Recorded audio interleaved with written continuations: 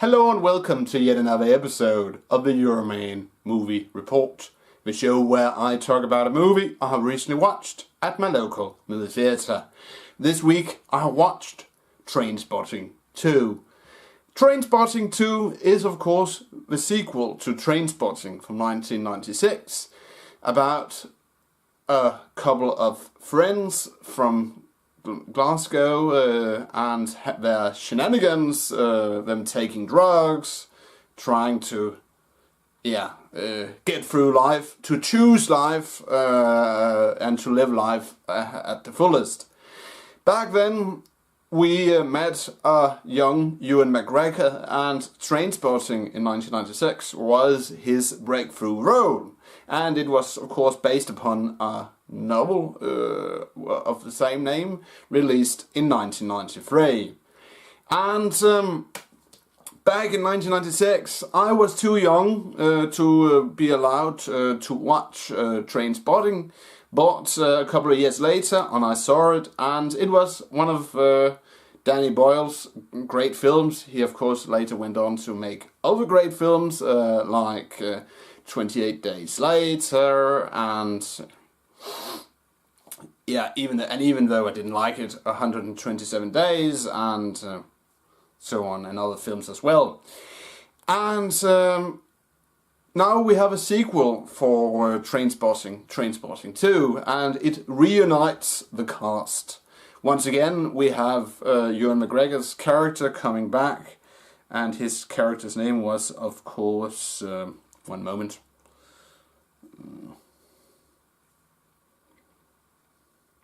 Renton.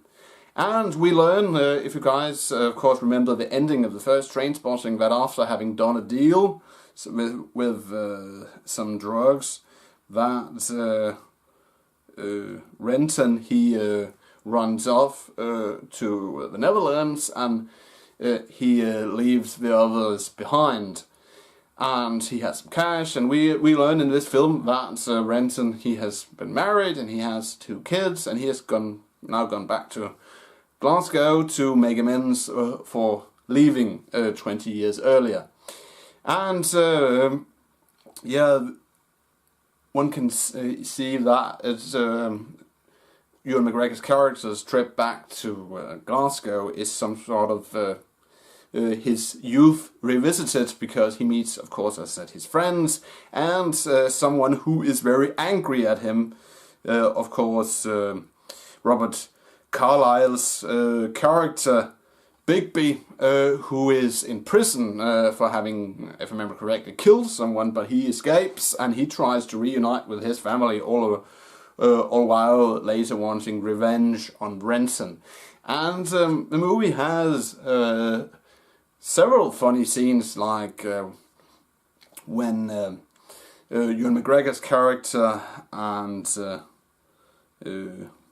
that other guy, Simon, they visit this pub where these militant Protestants, they are partying. Firstly, they try to steal some credit cards, but then they end up singing a song with these militant Protestants.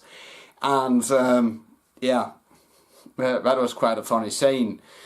And of course, one of the other funny scenes in the film is that with Simon's character, he has teamed up with this Bulgarian prostitute played by, you can see here if I can find her name.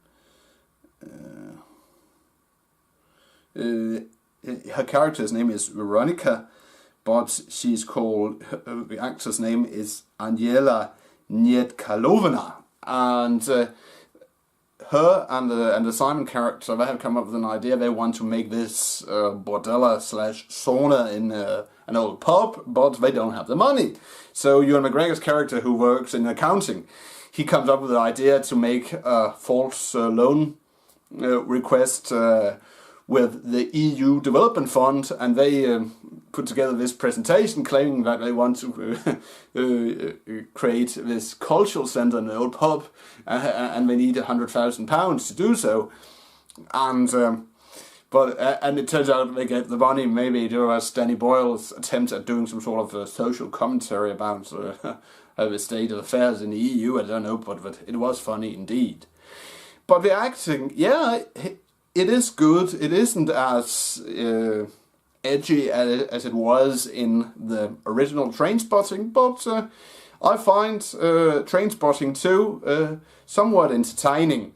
And to sum it up, if you have watched the first Trainspotting film, I'm sure that you would enjoy Trainspotting 2, because the acting is good and it is filled with references to the old film. So all in all, if I'm going to rate Trainspotting 2, I will give it 3 out of 5 stars.